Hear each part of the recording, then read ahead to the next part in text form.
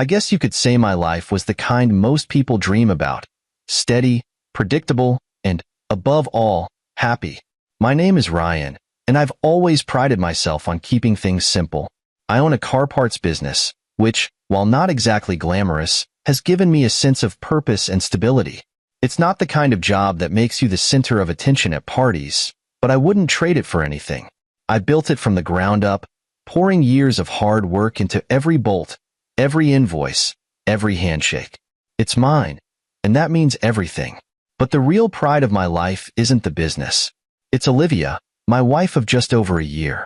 Let me tell you, Olivia is everything I could have hoped for in a partner and more. She's sharp, funny, and has a way of lighting up a room without even trying.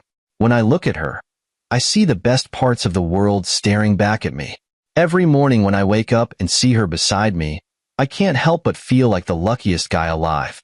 She works as a financial analyst, which is just a fancy way of saying she's a genius with numbers. I've seen her solve problems that would make most people's heads spin, all while sipping her morning coffee like it's no big deal. Honestly, I don't understand half of what she does, but I admire her for it. Olivia is the type of woman who could probably balance the country's budget if someone handed her a laptop and enough caffeine. Our life together has been nothing short of wonderful.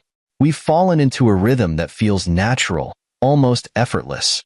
Our days start with a shared breakfast, coffee for her, tea for me, and the kind of quiet conversation that makes you feel connected. Evenings are my favorite, though. That's when we come together after our separate days to cook dinner. Well, Olivia cooks, and I hover nearby pretending to be helpful. She teases me about my lack of culinary skills, but I know she secretly enjoys my company in the kitchen. After dinner, we usually settle on the couch to watch something on TV or sit on the patio and talk. It's amazing how we never seem to run out of things to say. Sometimes we laugh until our sides hurt, and other times we just sit in comfortable silence, letting the moment speak for itself. Now, I'm not going to sit here and pretend everything is perfect. Marriage isn't a fairy tale. We've had our share of disagreements, some petty, others more serious, but we've always managed to work through them. Olivia and I have a rule. No matter how uncomfortable it might be, we talk things out. That's what sets us apart, I think. We don't let things fester. The only real challenge in our relationship has been Olivia's social circle. Don't get me wrong. I love that she has her own group of friends. They're important to her, and because of that, I've tried to make them important to me too. But if I'm being honest, her friends are a bit much. They're a tight-knit group, the kind that's been together for years, and sometimes it feels like I'm the outsider looking in. They all come from privileged backgrounds, and while Olivia has never cared about my humble beginnings, it's clear some of her friends do. They're polite enough, but there's an undercurrent of judgment that's hard to ignore. And then there's Sophia, the undisputed queen bee of the group. Sophia is one of those people who seems to thrive on being the center of attention. If she's happy, everyone else is happy. If she's not, you'd better brace yourself. She's not overtly mean, but her comments always carry an edge, like she's testing you, waiting for you to slip up. I've tried to fit in, for Olivia's sake. I've gone to the brunches, the parties, the charity events.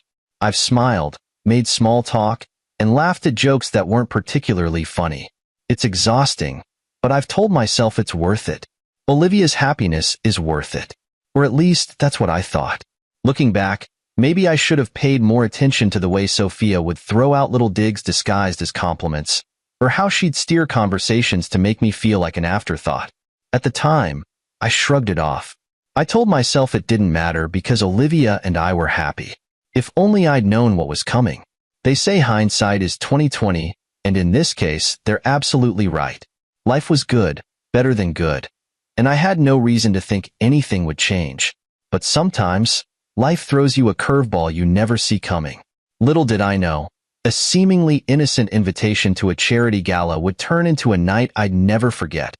A night that would test everything I thought I knew about myself, my wife, and our marriage.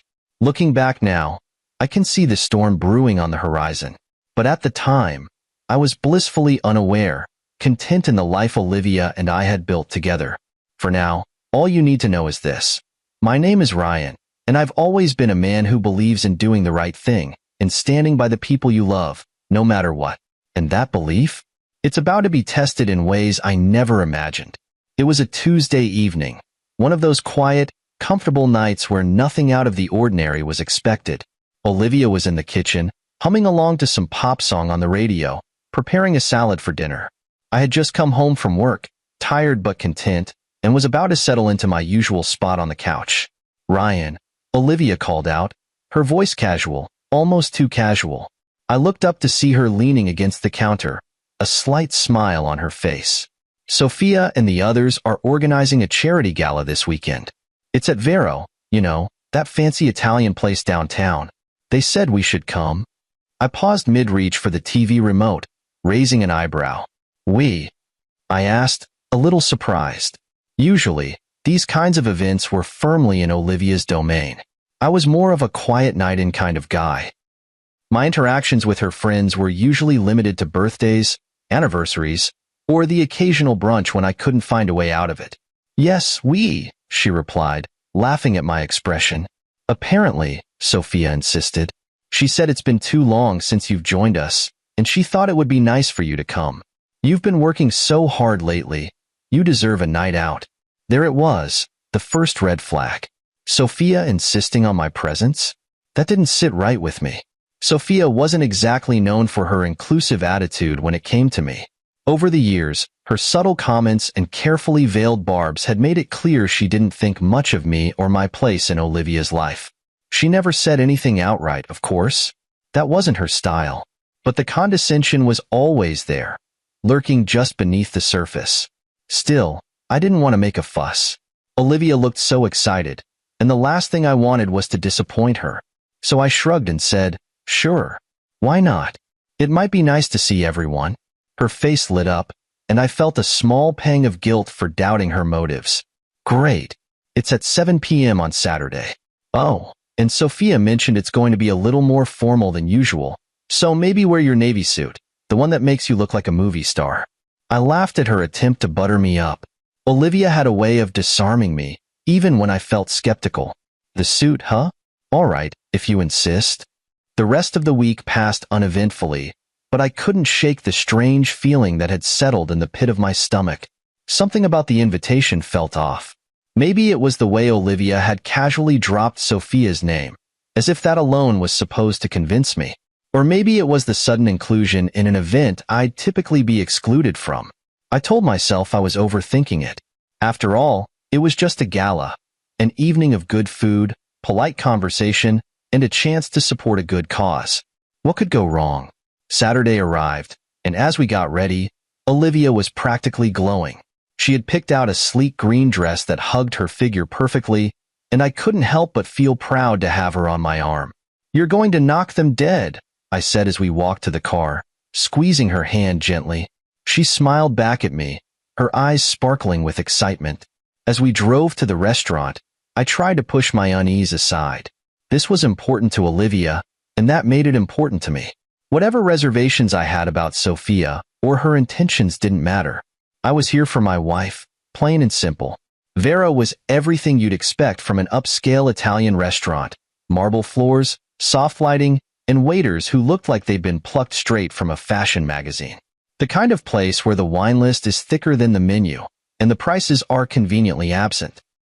Olivia's friends were already seated at a long, elegant table near the center of the room, laughing and chatting like they owned the place.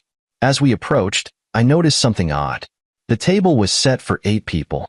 8 plates, 8 glasses, 8 chairs. But Olivia and I made 10.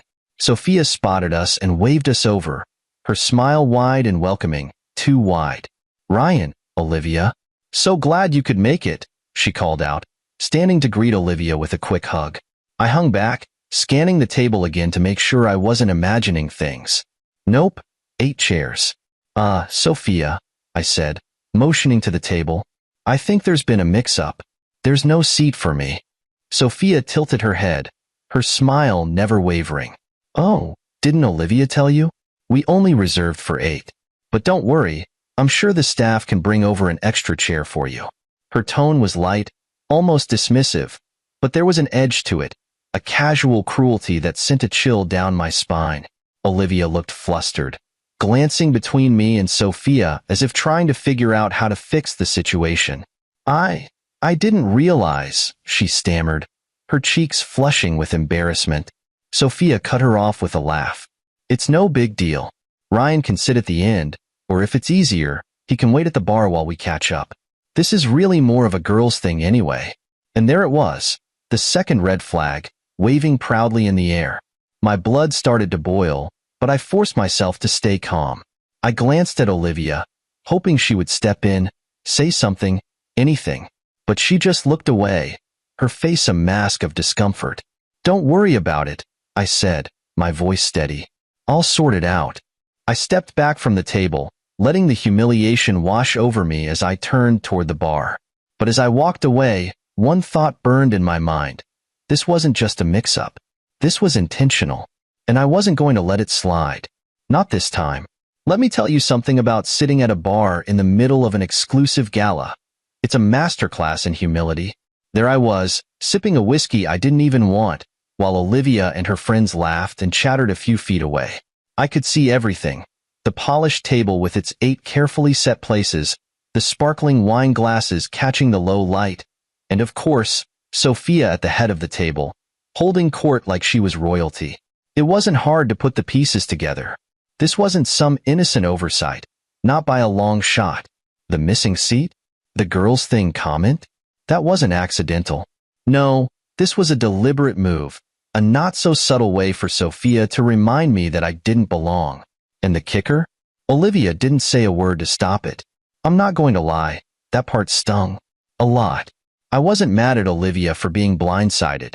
Sophia was good at what she did, and Olivia probably hadn't seen it coming. But watching her sit there, trying to act normal while I was cast aside, that was harder to swallow. From my perch at the bar, I had a clear view of the whole scene. Sophia was in her element, steering the conversation back to herself whenever it drifted too far from her orbit. She was talking about some lavish vacation, something about a private villa and a yacht, and the rest of the group hung on her every word like she was dispensing pearls of wisdom. But what really caught my attention wasn't Sophia. It was Olivia. She wasn't laughing as much as she usually did, and when she did, it felt forced, like she was trying to convince herself she was having a good time. Her shoulders were tense, her hands fiddling with the edge of her napkin, and every so often, her eyes would flicker in my direction. It was subtle, but I could see it. She was uncomfortable. The bartender came over, probably sensing I wasn't exactly the life of the party.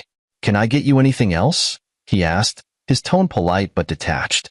"I'm good, thanks," I replied, offering a small smile. But I wasn't good. Not even close. As I sat there, nursing my drink, I replayed the evening in my mind. The missing chair. Sophia's syrupy sweet apology. The way she dismissed me like I was an afterthought. It wasn't just humiliating. It was infuriating. But what bothered me the most wasn't even Sophia's behavior. It was the fact that Olivia had let it happen. Now, don't get me wrong.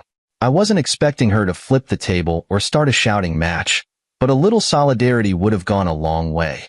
A simple, "Hey, this isn't right. Let's fix it," would have meant the world. But instead, she sat there, caught between me and her friends, too embarrassed to speak up. I get it, to an extent. Sophia's the kind of person who thrives on control, who knows exactly how to put people in uncomfortable positions and make them feel like they're the problem.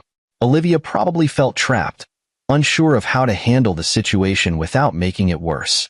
But knowing that didn't make it any easier to sit there, watching her choose silence over me. The laughter at the table grew louder, pulling me out of my thoughts. I glanced over just in time to see the waiter set down the main course, something fancy and unpronounceable that probably cost more than my suit. Sophia leaned back in her chair, swirling her wine glass as she delivered some quip that had the whole table in stitches. I took another sip of my whiskey, the burn doing little to soothe the fire in my chest. This wasn't just about me. It was about Olivia too. Sophia wasn't just trying to humiliate me. She was testing Olivia's loyalty. It was a power play, plain and simple. And Olivia? She was failing the test. By the time dessert rolled around, I'd had enough. I wasn't going to sit there and let Sophia walk all over me, or Olivia, for that matter. But I also knew marching over to the table and making a scene wasn't the answer. Sophia would love that. She'd twist it around, make me look like the bad guy, and Olivia would end up caught in the crossfire. No, I needed to play this smart, calm, controlled. I set down my empty glass and stood up, smoothing the front of my jacket. As I walked toward the table, the laughter quieted, and all eyes turned to me. "Ryan," Sophia said, her voice dripping with faux surprise. "We were wondering where you'd gone. You missed such a lovely dinner." I forced a smile, though it didn't reach my eyes. "I didn't go anywhere, Sophia. I've been sitting at the bar all night, but thanks for noticing." Her smile faltered, just for a second, before she recovered. "Well, I hope you enjoyed yourself. It's such a shame we couldn't squeeze you in. Funny, isn't it?" I replied, my tone steady. How there was enough room for 8 people, but not 9. Olivia's face turned bright red, her mouth opening as if to say something, but I held up a hand. "It's fine," I said, my voice calm but firm. "I just wanted to say goodbye before I left. Olivia, I'll see you at home." And with that, I turned and walked out, the weight of the evening pressing down on me like a lead blanket. As I stepped into the cool night air, I felt a mix of anger and relief. I didn't know what would happen next, but one thing was certain: things couldn't stay the way they were. Something had to change. I drove home that night in silence. The events of the evening replayed in my mind, over and over, like a broken record. The missing seat, Sophia's smirk, Olivia's flushed cheeks. But more than the humiliation, what stuck with me was the subtle power play that Sophia had orchestrated, and how easily it had worked. When I got home, I didn't even bother taking off my jacket. Instead, I went for a walk to clear my head. The cool night air helped, but only a little. The problem wasn't just Sophia. It was what she represented, a toxic dynamic that Olivia and I had let creep into our lives. I wasn't just mad at Sophia for her behavior. I was mad at myself for allowing it to continue. As I walked, a plan started to form in my mind. This wasn't just about standing up to Sophia. It was about drawing a line in the sand, making it clear that I wasn't someone to be dismissed or humiliated. I wasn't going to let her, or anyone, dictate my worth. But if I was going to do this, I had to do it right. The opportunity came sooner than I expected. The next morning, while Olivia and I were eating breakfast, she brought up the gala. "Ryan," she began hesitantly, stirring her coffee. "About last night. I'm sorry. I didn't realize Sophia would do something like that." I looked at her, studying her expression. She seemed genuinely remorseful, but I could also see the conflict in her eyes, the tug-of-war between her loyalty to me and her long-standing friendship with Sophia.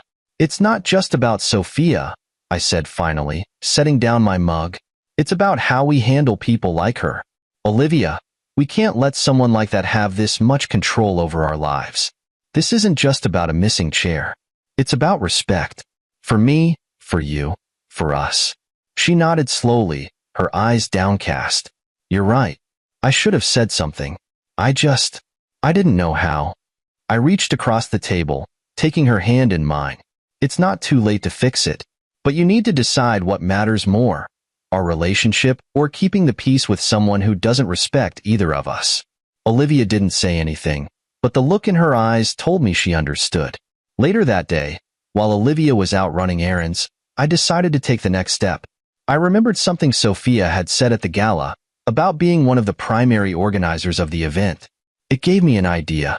I made a few calls, and after some persistence, I got in touch with the event's actual organizer, a woman named Caroline. She was polite but a little wary, probably wondering why I was reaching out. "I have a favor to ask," I said, keeping my tone light.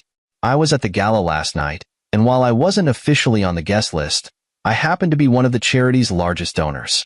I'd like the opportunity to address the attendees at your next event." Caroline's tone shifted immediately. "Oh, Mr. Rivers, I had no idea you were involved. Of course, we'd be honored to have you speak. When would you like to do it?" We set a date for the next charity event, a week away. It wasn't a gala this time, just a smaller luncheon for the same cause. But it would be enough.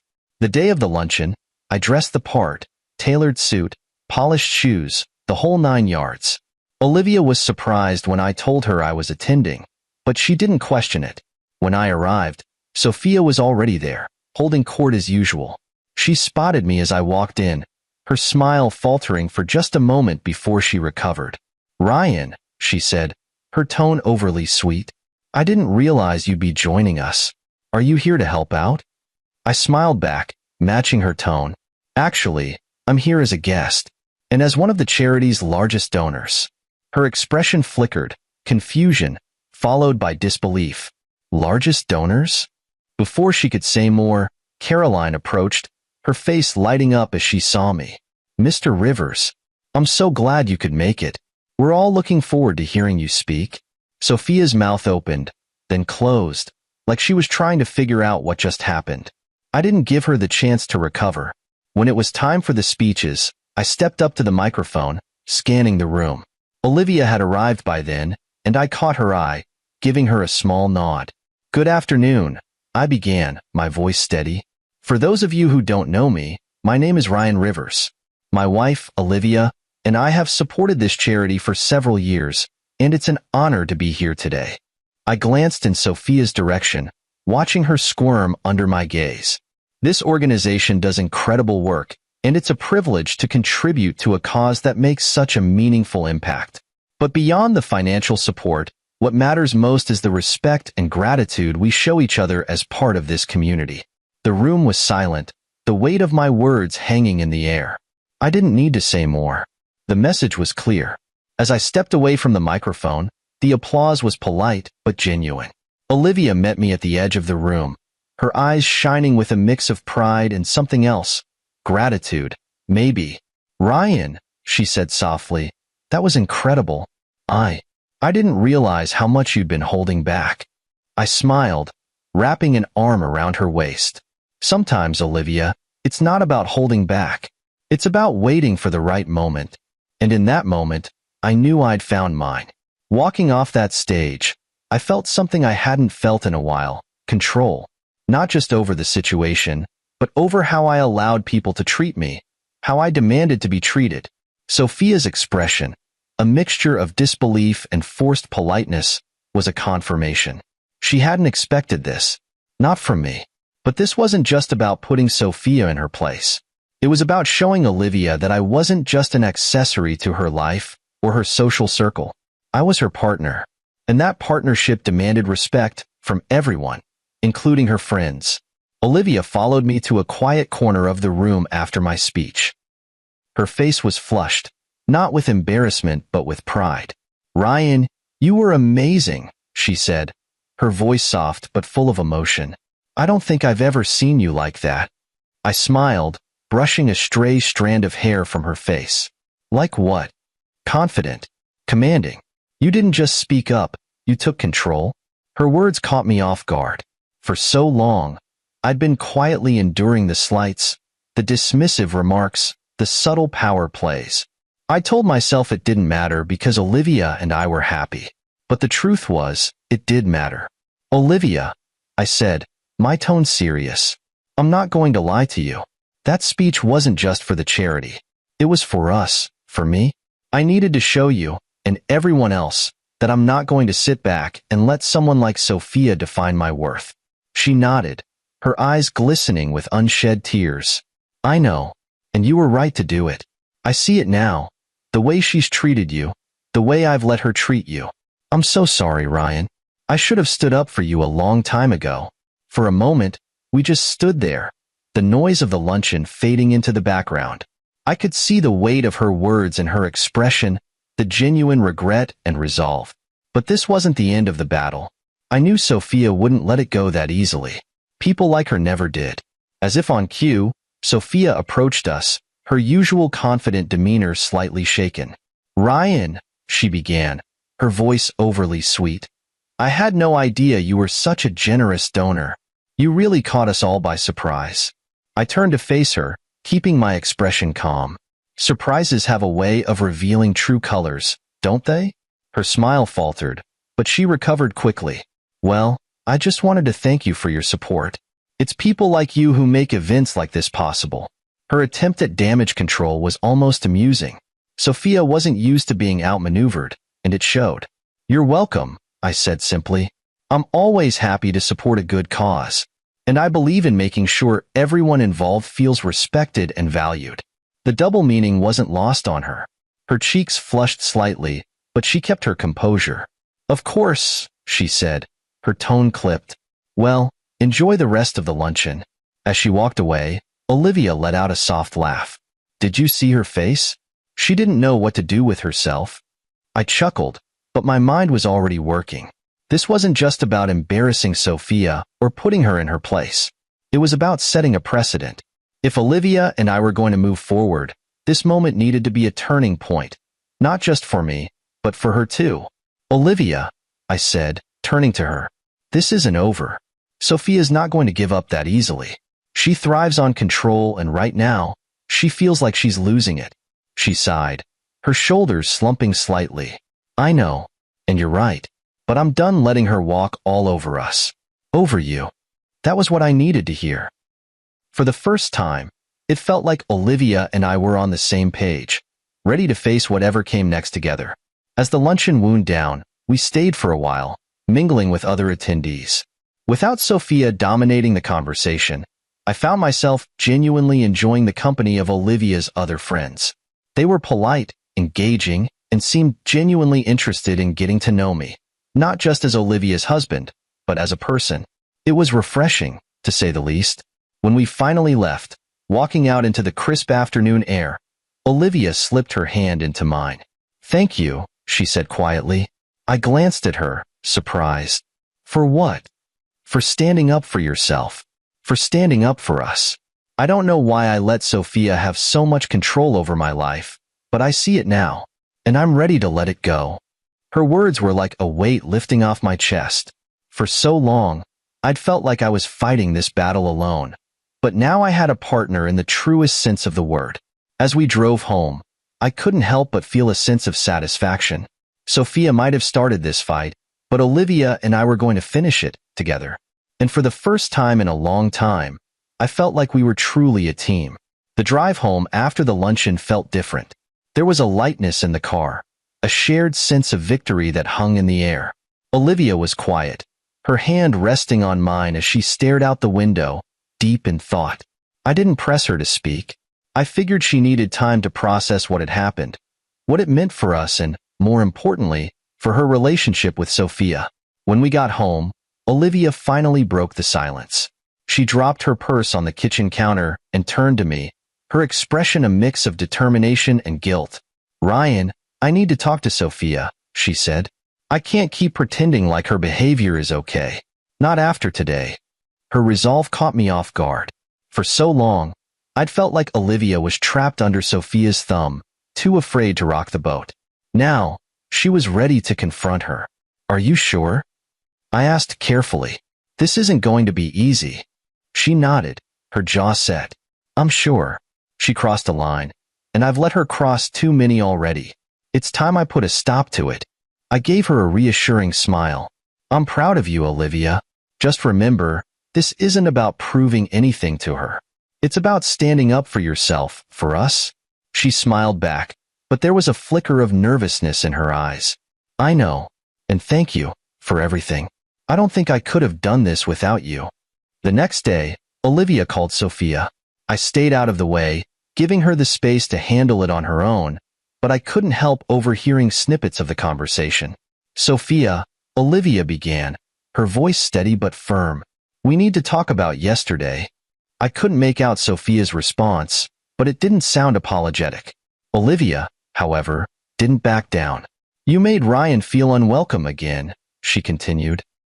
"And I can't keep letting that happen. He's my husband, Sophia. He's the most important person in my life, and if you can't respect him, then we have a problem." There was a long pause, and then Olivia's tone shifted. It was softer, but still resolute. "I've realized something, Sophia. You've been a big part of my life for years, but that doesn't give you the right to control me or my marriage. If you can't change the way you treat Ryan, then I'm going to have to reevaluate our friendship." I could hear the tension in the silence that followed. Eventually, Olivia ended the call with a simple, "Take care, Sophia," and hung up. She came into the living room where I was sitting, her shoulders slightly slumped but her expression calm. "Well, that's done," she said, sinking onto the couch beside me. "How do you feel?" I asked, studying her face. She hesitated for a moment, then sighed. "Relieved. Sad, but relieved. I don't know if she'll change, but at least I've said what I needed to say." I nodded, wrapping an arm around her shoulders.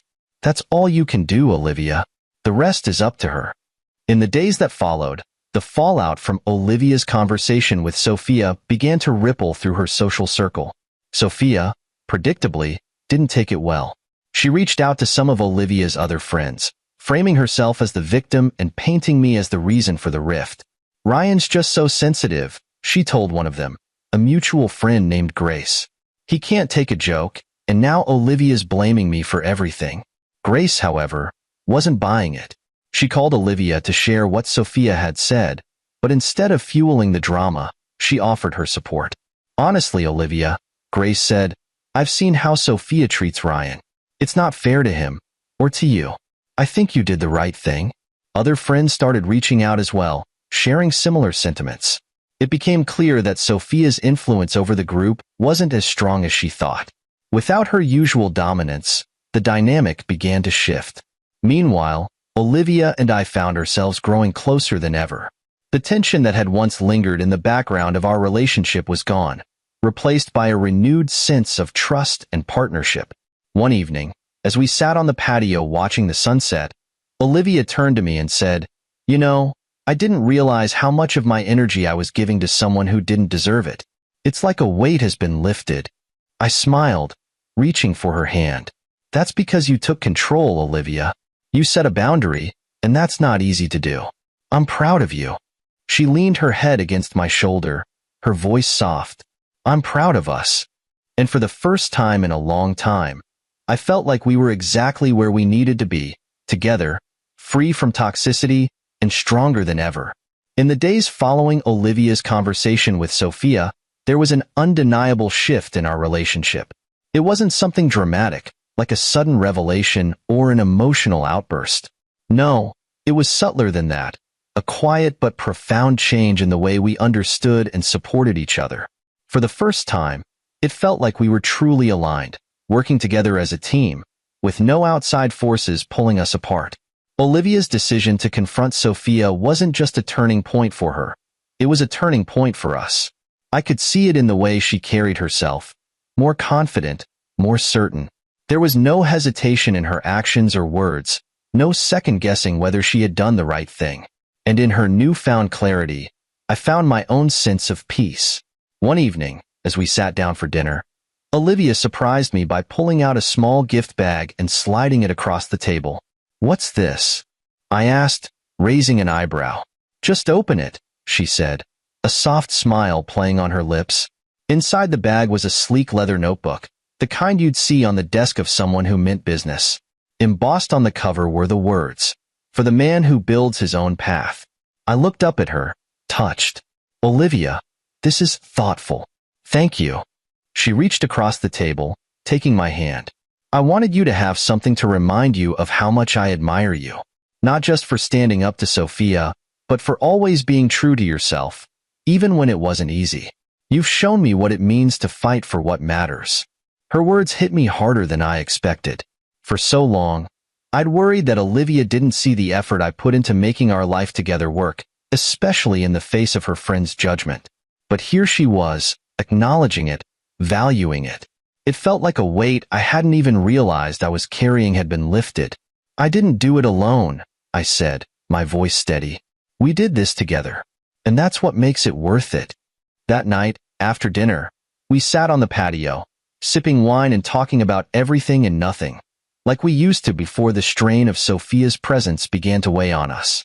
Olivia opened up in a way I hadn't seen in a long time, sharing memories of her friendship with Sophia and how it had started to feel more like an obligation than a joy. "It's funny," she said, staring out at the stars. "When we first became friends, I thought Sophia was so confident, so sure of herself. But the more I think about it, the more I realize that her confidence was just control. She needed to make people feel small to feel big herself." I nodded, letting her words hang in the air. Sometimes it takes stepping back to see things clearly. And now you have. That's what matters. Our evenings became lighter after that. Without the shadow of Sophia looming over us, we laughed more, talked more, and found joy in the simple things. Making dinner together, playing board games, or just sitting in comfortable silence. It felt like we were rediscovering each other, peeling back the layers that had been buried under years of outside noise. Even our social events took on a different tone. With Sophia out of the picture, Olivia's other friends seemed to relax, their interactions with us becoming more genuine. I started noticing things I hadn't before, how Grace would always ask about my business, genuinely curious, or how another friend, Mia, would make an effort to include me in conversations instead of focusing solely on Olivia. At one particular dinner, Grace leaned over and said, "You know, Ryan, I never realized how much Sophia dominated our group until she wasn't there. It's refreshing to see everyone so relaxed. And you and Olivia, you two are such a great team. It's inspiring." Her words stayed with me long after the dinner ended. For so long, I'd felt like an outsider in Olivia's social circle, but now, I realized that it wasn't the group that had been the problem. It was Sophia's influence. Without her, everything felt lighter, easier. Back at home, Olivia seemed to sense my thoughts. "What are you thinking about?" she asked as we climbed into bed. I smiled, turning to face her. "Just that it feels like we're finally on the same page, like we've found our rhythm again. And I think a lot of that is thanks to you, for standing up for us, for making the hard choices." She reached over, her fingers brushing mine.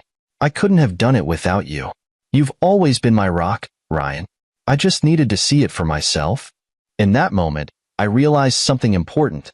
It wasn't just about overcoming Sophia's influence or reclaiming our relationship. It was about building something stronger, something that could withstand whatever challenges came our way. And together, I knew we could face anything. As Olivia drifted off to sleep beside me, her breathing soft and even, I felt an overwhelming sense of gratitude. For her, for us, for the life we were creating together. And for the first time in a long time, I felt completely at peace. In the weeks that followed, the change in our lives became undeniable. Without Sophia's constant presence casting a shadow, our days felt brighter, lighter, and far more peaceful. Olivia and I were finally in sync, rediscovering the partnership that had always been the foundation of our relationship. For the first time in years, we weren't tiptoeing around unspoken tensions or outside influences. We were just us, unapologetically and authentically. What surprised me the most was how much Olivia had grown since cutting ties with Sophia. She didn't just reclaim her confidence. She blossomed into someone even stronger, someone who understood her worth and refused to settle for less. That strength radiated into every part of her life. She threw herself into her work with renewed energy, spent more time with her supportive friends, and even started exploring hobbies she'd long neglected. Watching her flourish was a reminder of why I fell in love with her in the first place. One of the biggest changes was the shift in her social circle. Without Sophia steering the dynamics, the group became more relaxed and genuine. The pressure to impress or conform had vanished, leaving room for real connections to form. At one dinner, Grace leaned over to me and said, "Ryan, it's been so nice having you around lately. I feel like I'm finally getting to know you. And Olivia, you two are such a great team." It was a sentiment I heard more than once in the following weeks. Whether it was a casual brunch or a larger gathering, Olivia's friends seemed to appreciate the new, healthier dynamic. Even those who had once seemed distant or cliquish now made an effort to engage with me. It became clear that Sophia's dominance had stifled not just me but the entire group. Olivia noticed it too. One evening, as we were getting ready for a party, she paused while putting on her earrings. "It's funny," she said, her voice thoughtful. "I used to think I needed Sophia to feel like I belonged, like I needed her approval to be part of the group. But now that she's gone, I see how much better everything is without her. I feel free." I smiled, walking over to wrap my arms around her. "That's because you're finally seeing things for what they are. You don't need anyone's approval, Olivia. You've always belonged, just by being you." She turned to face me, her eyes soft but determined. "And I've learned that from you, Ryan. You've always known who you are, even when people like Sophia try to make you feel small. I admire that more than I can say. Her words meant more to me than I could express, but I didn't need to. The way she looked at me, the way she carried herself, said it all. We were a team now, stronger, closer, and more united than ever. Our newfound bond extended beyond just us. We started hosting small gatherings at home, inviting friends who genuinely cared about us. These events were a stark contrast to the ones Sophia had controlled. No pretense, no judgment, just laughter, good food, and the kind of connection that reminded us why friendships mattered in the first place. One night, after a particularly enjoyable dinner party, Olivia and I sat on the couch, her head resting on my shoulder. "You know," she said softly, "I never realized how much of myself I was giving to people who didn't deserve it. But now, I feel like I'm finally giving that energy to the right people, to us, to the life we're building." I kissed the top of her head, feeling a deep sense of pride and gratitude. "You've come so far, Olivia. And the best part is, this is just the beginning." As we sat there, the weight of the past seemed to melt away. Sophia's influence, her games, her toxicity, they were all behind us now. In their place was a life we'd built together, one rooted in respect, love, and mutual understanding. The next time we attended a gathering with Olivia's friends, the difference was palpable. The atmosphere was light, the conversations genuine. Even people who had once seemed distant were now warm and welcoming. Grace, who had always been kind, approached me during the evening. "Ryan," she said, her tone sincere, "I don't know if anyone's told you this, but you've changed things for the better. Without Sophia, we've all been able to breathe again. And you? You've shown us what it means to stand your ground with grace. It's inspiring." I thanked her, but the truth was, I didn't feel like a hero. I had simply stood up for what mattered, myself, my wife, and the life we were building. That, to me, was just what anyone would do for the people they love. As we drove home that night, Olivia reached over and took my hand. "Thank you," she said, her voice filled with emotion, "for never giving up on me, even when I couldn't see the truth. You've shown me what it means to be strong, and I'll never forget that." I glanced at her, my heart swelling with love. "I never gave up because I knew who you were, Olivia. I knew you'd find your way back to yourself and to us." And in that moment, as we drove down the quiet streets, I realized we had finally found the balance we'd been searching for. Without Sophia's toxicity, without the weight of unnecessary expectations, we were free to be ourselves, stronger, closer, and more in love than ever. This was our new dynamic, and I wouldn't trade it for anything in the world. Life after Sophia was like stepping into a brighter, quieter world. It wasn't that we no longer had challenges or disagreements, but the constant undercurrent of tension, her shadow, was gone. Olivia and I had not only reclaimed our relationship, but redefined it. We were no longer navigating around external noise. Instead, we stood firmly together, confident in the strength of what we had built. The changes were small at first, but meaningful. Our evenings, once spent decompressing from the strain of social obligations, became lighter, filled with laughter and genuine conversation. Olivia started prioritizing the friendships that truly mattered, those rooted in kindness and mutual respect. It was refreshing to see her surrounded by people who celebrated her for who she was, not for what she could prove.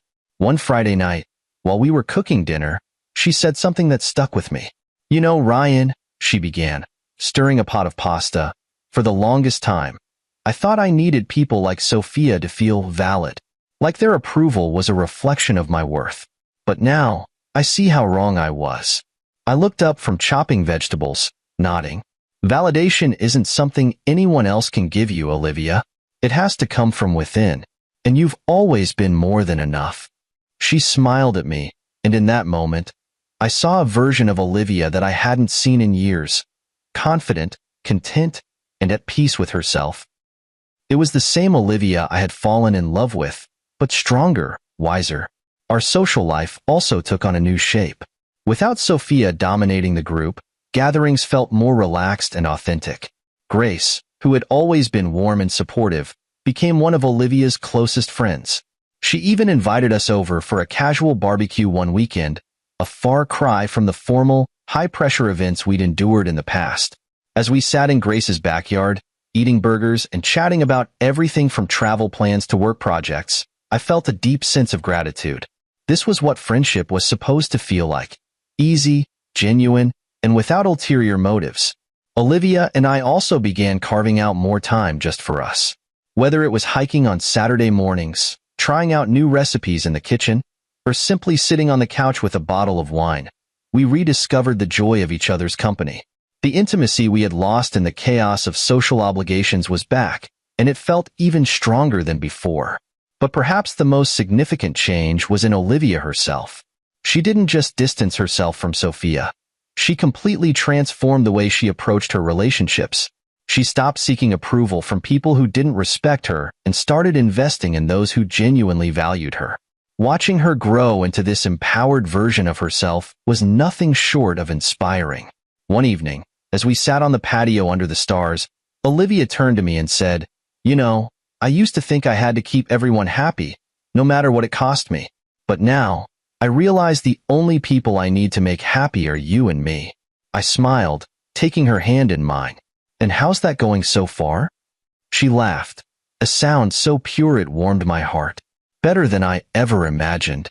That night, as we sat in comfortable silence, I realized that our journey, while difficult, had brought us to a place of true partnership.